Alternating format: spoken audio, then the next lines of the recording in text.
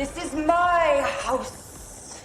Hello there, and if you don't know that intro, it's from the classic movie Troll 2, and oh boy does that film have some acting in it. I finally watched Aquaman and the Lost Kingdom, the long-awaited, 3 times delayed sequel to the DC superhero film Aquaman.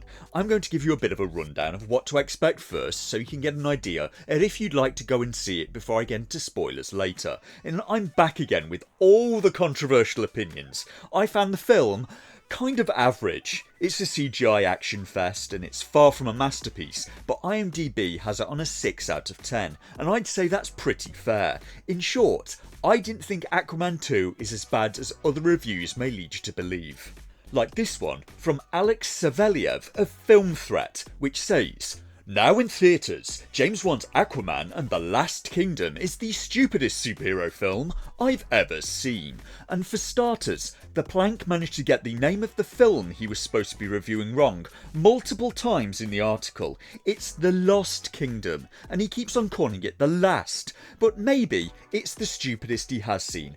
I don't know what he's seen. But if that's true, then he hasn't seen enough superhero films. Try watching Captain America 2 starring Reb Brown, or the film The Puma Man, and there's so much worse than that out there in world cinema. We live in a world where the film The Amazing Bulk exists, and was actually made by humans. I mean, look at that thing.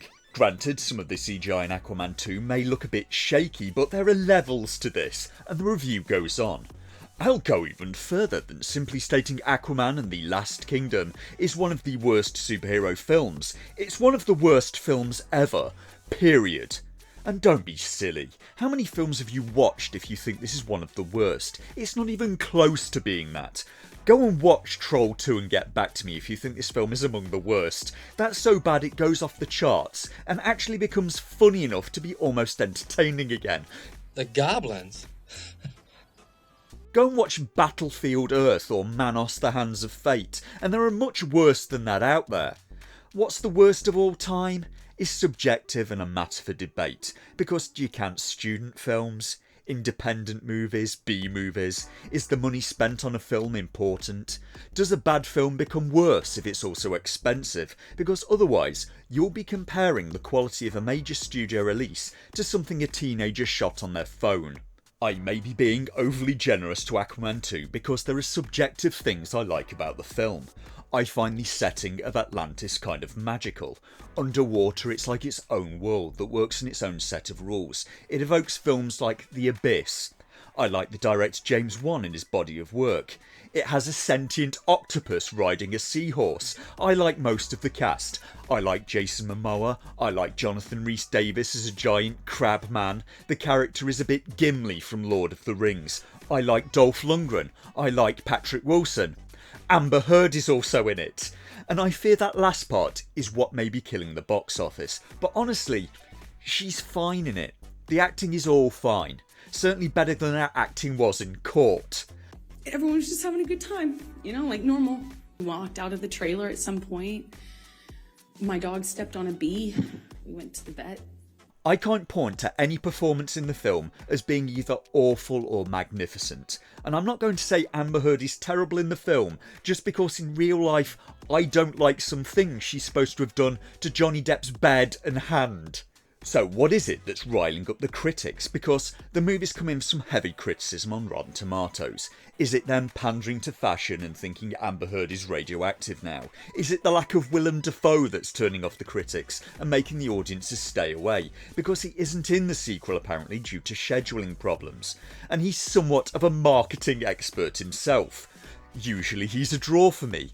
I like Willem Dafoe, except maybe that time he was in drag in the film The Boondock Saints, because I would hope we could all agree that some people's bodies and faces are maybe more friendly than others to the concept of drag, and frankly, he isn't the most androgynous or feminine of people. He just looks like the female one of the goblins from that 1980s monster movie. The goblins? And yes, I do realise that the movie was from 1990 and it's called Gremlins 2 The New Batch, but I just really wanted to use that clip again because it makes me laugh.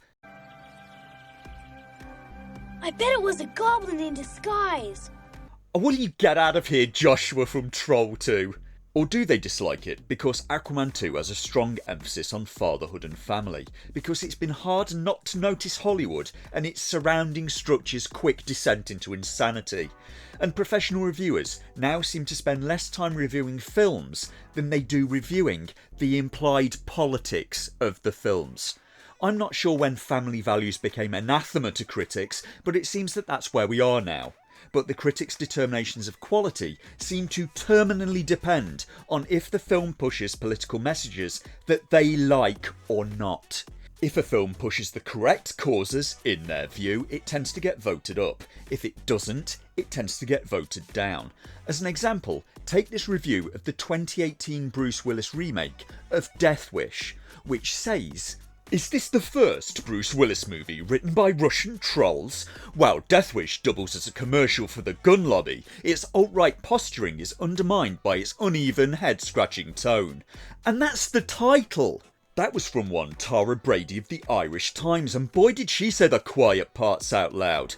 It's hard not to notice how often audience scores and critic scores are completely opposed to each other, but the lack of impressive performances in Aquaman 2 is partly because the material that the actors are given is not really breaking any new ground anyway.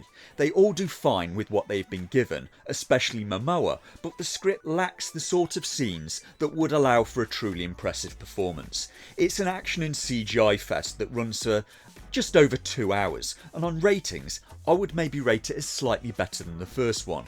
It has strong themes of family, mercy, environmentalism, climate change and drinking Guinness.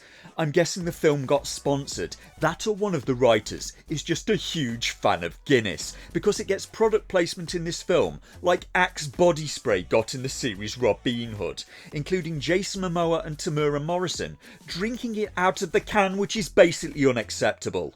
At least the next time they did it, they got pint glasses and let it settle. But yes, there are multiple scenes of people drinking and talking about Guinness in the film. I mean, Guinness is nice, and if you want to sponsor me, Guinness, I'd consider it. At one point, Aquaman opens his fridge and it's half cans of Guinness. But you'll get more out of Aquaman 2 if you watch the first one, because it's a continuation of that story. And if you like the first Aquaman, you'll probably like this one too. Unless you're one of the women who went to the first one for Jason Momoa getting his shirt off, because I don't recall that happening in this one. Or if you really can't get past the hate for Amber Heard, because she's in it quite a bit. As a consolation though, ladies, you do get multiple scenes of Jason Momoa caring for a baby. If that's your thing. I know what you like, but yes, the film maybe should have had a scene with Momoa with his shirt off holding the baby, put it in the trailer, and I imagine a lot more women would have turned up for this movie. So that's what you're going to get from the film. Near 2 hours of action, most of it CGI. You even get a little character development, but not that much. I can't really point to any plot holes I noticed either. The story's quite simple and well executed, if maybe not very ambitious. It's a functional, if not inspired film, and the ending is maybe a bit of an anticlimax, but on the whole, it's a pretty average movie with some good parts in it. If you should see it or not depends a lot on you, really. Do you like superhero films or the idea of Atlantis? Did you like the first film or Jason Momoa? If so, maybe give it a try. Or are themes like family values or climate change going to really annoy you? If so, maybe give it a miss. So from here on in, we get into spoilers, starting now. The film opens up with a civilian ship being attacked by pirates. Momoa's Aquaman now has a rideable giant seahorse friend, and he boards the ship to fight the pirates to the tune of Born to Be Wild.